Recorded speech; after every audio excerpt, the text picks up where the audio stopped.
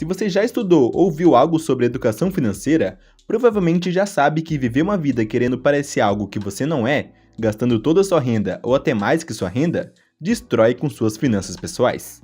Porém, o que tem de mais comum hoje em dia é exatamente isso. Principalmente por conta das redes sociais com pessoas postando ostentação o tempo inteiro. Assim como diz no livro A Psicologia Financeira, gastar dinheiro para mostrar às outras pessoas quanto dinheiro você tem é a forma mais rápida de ter menos dinheiro.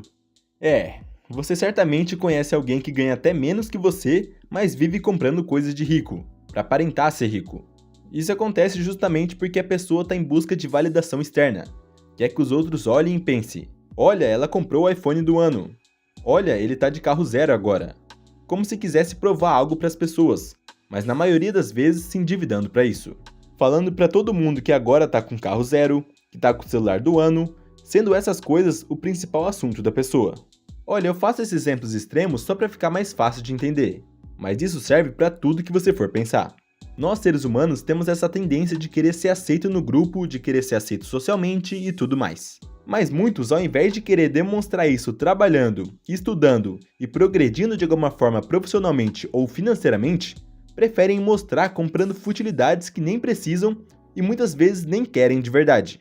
E lembrando que eu não estou falando que educação financeira é você nunca ter carro e andar com o celular velho para sempre.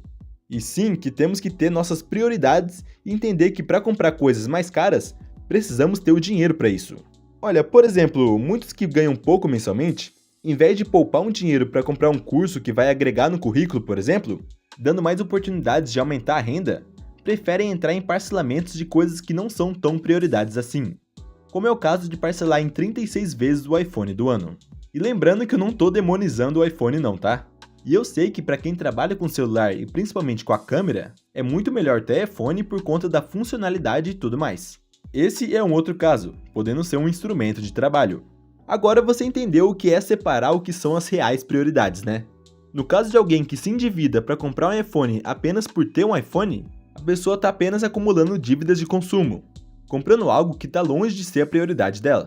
Se você ainda não tem nenhuma reserva de emergência, não entre em dívidas de consumo.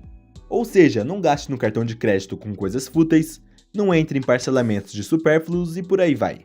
Eu sei bem o que você pode estar pensando, mas eu não gasto para querer parecer para os outros, e mesmo assim não consigo organizar minhas finanças. Gasto sempre tudo que ganho.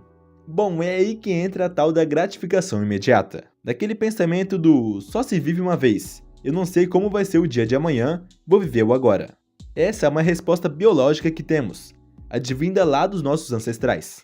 Porque antigamente, nos tempos dos homens das cavernas, com a necessidade de caçar para comer e também se defender de predadores, tinham essa ideia de que no próximo dia podiam morrer a qualquer momento, sendo devorados por algum predador, por exemplo. Desta forma, tinham essa ideia da sobrevivência.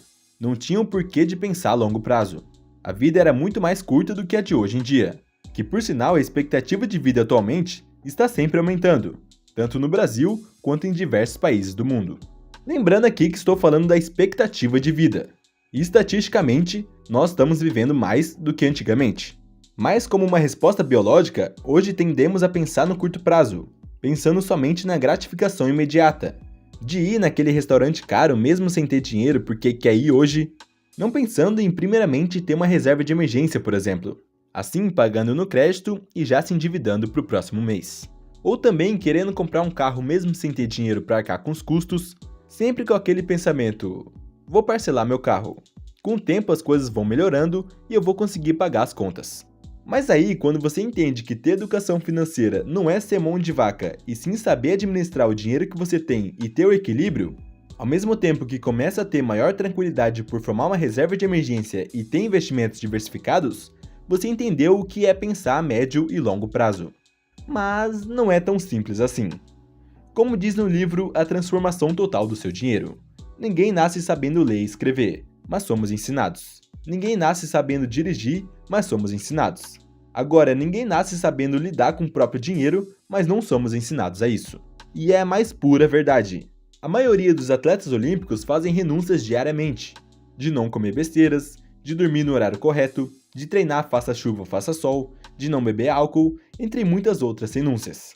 Para assim, quando chegar às Olimpíadas, por exemplo, alcançar o resultado, de conseguir chegar no pódio. Inclusive, muitos fazem tudo isso e mesmo assim não conseguem pódio, mas continuam se empenhando para nos próximos 4 anos conseguir melhorar a colocação e assim vai. E essa constância não é diferente quando tratamos de finanças pessoais. Praticar educação financeira não é algo que fazemos uma vez no ano ou uma vez no mês. É para a vida toda. É uma maratona, não é uma corrida de 100 metros. A educação financeira deve ser praticada todos os dias. Muitas vezes começamos endividados, totalmente sem planejamento e com as contas completamente bagunçadas. Assim, começando a estudar sobre finanças pessoais, já entende que deve gastar menos do que ganhar, cortando gastos e buscando ganhar mais. Dessa forma, quitando algumas contas que estavam em atraso, continuando fazendo a mesma coisa durante meses, para que finalmente saia do negativo. Mas não acaba por aqui. O próximo passo é ir em busca da segurança financeira, de ter uma reserva de emergência de 6 meses do seu padrão de vida, por exemplo. Assim, depois de completá-la, já é hora de pensar nos investimentos de longo prazo para garantir a aposentadoria futuramente. E por aí vai, no meio dessa maratona vão aparecer situações da vida que exigirão que você forme uma reserva pessoal, de por exemplo separar um dinheiro para comprar um carro, separar um dinheiro para o casamento, ou dar entrada em uma casa e amortizar para acabar o financiamento mais rápido e pagar menos juros. Enfim, é uma maratona, e temos que saber administrar mesmo já tendo reserva de emergência completa e investimentos, que é principalmente nesse momento que a tentação vem. Temos que manter a constância de não gastar tudo que ganhar, e saber quais são as prioridades do momento. Porém, às vezes a pessoa começa a praticar educação financeira, mas continua querendo mostrar para os outros, falando sobre isso como se fosse superior. E é aí que entra o poder do silêncio nas finanças pessoais.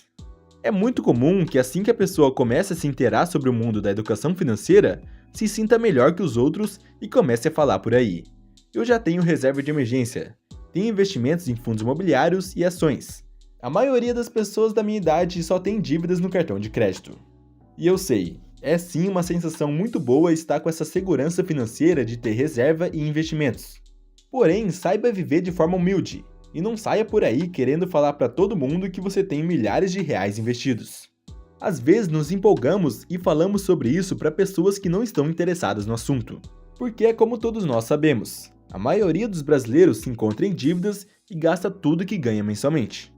Se você chegar e falar que tem nem que seja 10 mil reais na reserva de emergência para conhecidos do trabalho, para amigos ou familiares, já é motivo de inveja.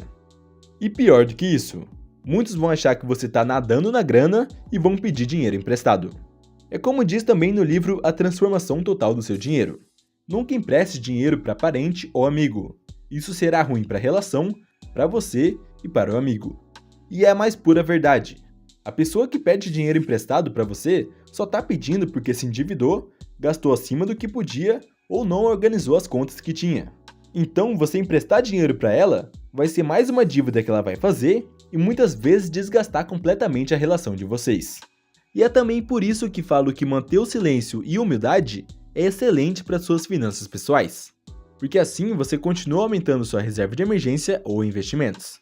Tem até uma frase do livro A Psicologia Financeira que diz o seguinte: a partir de um determinado nível de rendimentos, tudo que você precisa fazer é não alimentar seu ego.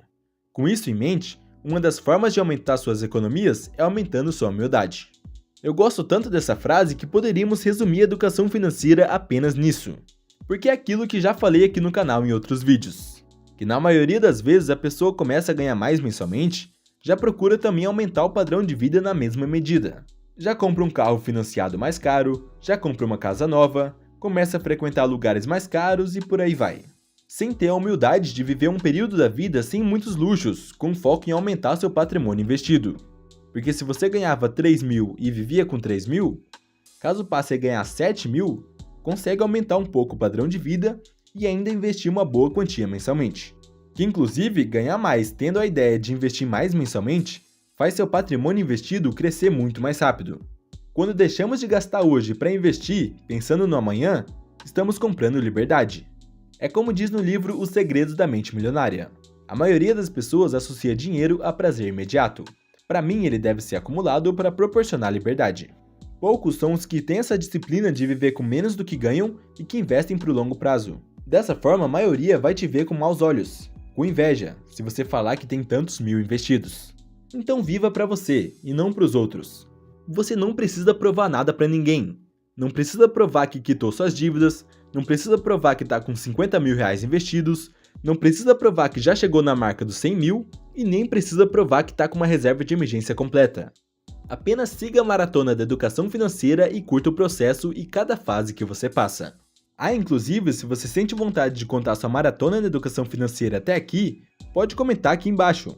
Até porque todos que assistiram o vídeo até aqui, com certeza estão interessados no assunto de finanças pessoais. Então você comentando também é uma forma de incentivar quem está começando agora nesse mundo. Inclusive, eu falo bem sobre essa maratona de educação financeira neste vídeo que está aqui na tela, sobre os níveis de riqueza do livro Liberdade Financeira de Graham Sabatier. Tá bem didático e completo, tenho certeza que você vai gostar. Muito obrigado por assistir o vídeo até aqui e até o próximo!